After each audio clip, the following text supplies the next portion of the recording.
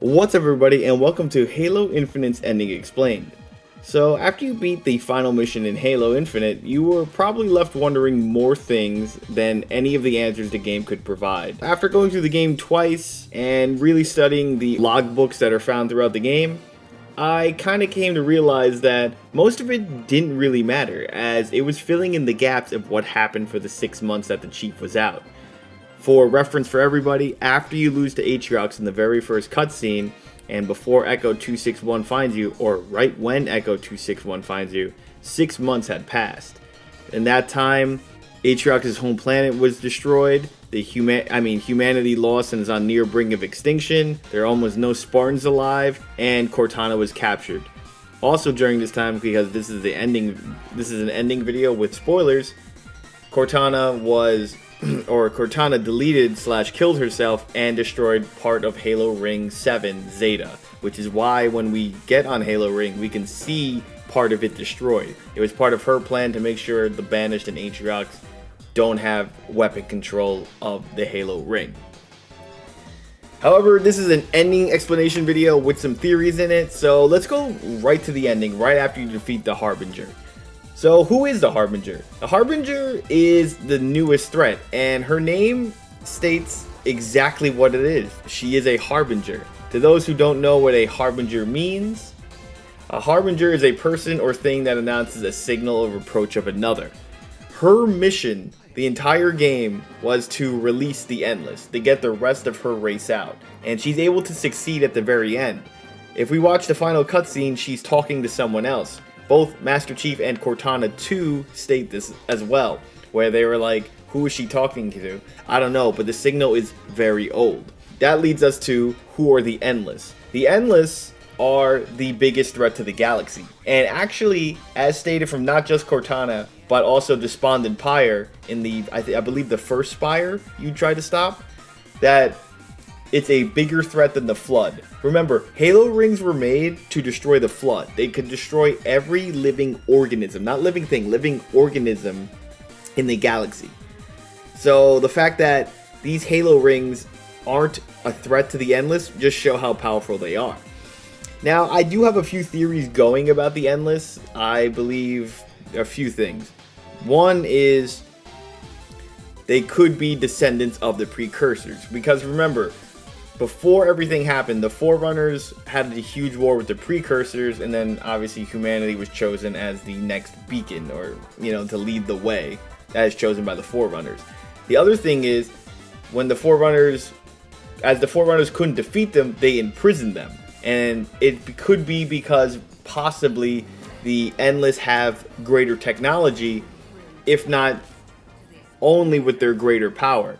If we reference the fight we had with the Harbinger, and we could consider her just a messenger or the weakest one, she was able to teleport at will anywhere she wanted to.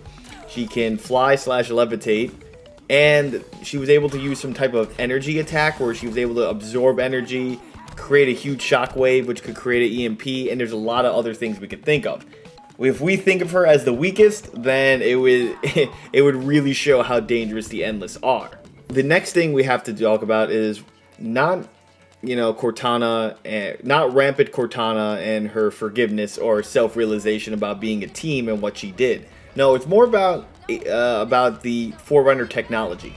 So at the end, not only does Master Chief mention that the Forerunner circles or technology here is different, Cortana 2 mentions that they jumped 3 days, that they moved ahead 3 days, which is longer than the entire campaign. The campaign happens within 1 to 3 days, or 3 days max. So we just jumped into the future by using a teleport.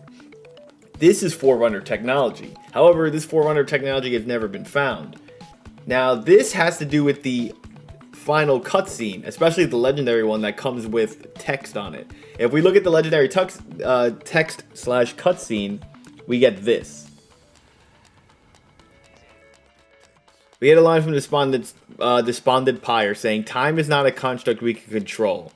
And then we get Grand Edict to say, "And we cannot allow it to be theirs," while we're seeing this secret key of Forerunner technology. And that key has to also do with the final thing that Cortana 2 says. She goes, the Harbinger and the Banished were looking for some kind of key or some kind of technology, and they both didn't find it. Why would the Forerunners make something and then throw away the key? But it seems that Atriox has the key. Atriox, who is presumed dead for some reason, even though it could have been an MIA call, is the one who has this key and could be working for something called the, as in the final words said, or something called the Criterion. That is unknown and more of a theory, but if we look at it in this aspect, Atriox has the key to something that could be time jumping related. You know, when it comes to time, obviously there are a lot of things to go into. I don't want to go too deep into this, as we could theory craft all day, but the fact that it seems that he has the key, found this hidden Forerunner technology, and knows, and he seems to be working with Despondent Pyre, who knows more about Forerunners than basically Rampant Cortana, who doesn't exist anymore. After this, we have to kind of assume what's going to happen in Halo 7/Infinite 2. Is Atriox being used? Does he have his own agenda? Will he return to the Banished? These are all things that are possible, but it seems that the Banished and Eshkarum, I'm not too sure how to say the second command's name, but it seems like he might have been used by the Harbinger to help her succeed in releasing the Endless. The other thing we have to be aware of is that Atriox now possibly has Forerunner tech and could help the Banished become even more powerful, or could maybe restore Halo Ring 7, and then they would have the entire ring to their power display. That's it for talking about the ending and some of the theories.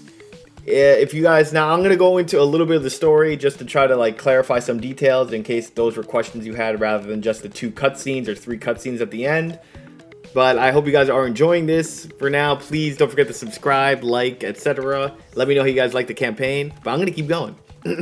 So, before I end this video, I really did want to talk about kind of what questions I had and what details I was able to learn as I played through the campaign twice, collected almost everything, and really, really enjoyed my time with it. So I understand that this game is a year and a half after Halo 5. And I also understand that after the UNSC Infinity went down, humanity lost a war, and 6 months later the Chief awakens.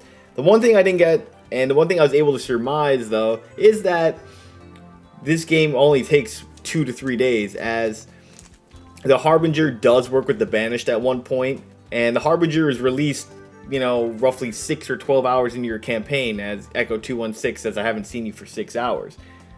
Now, here's some questions I have. Where are the Halo 5 Spartans?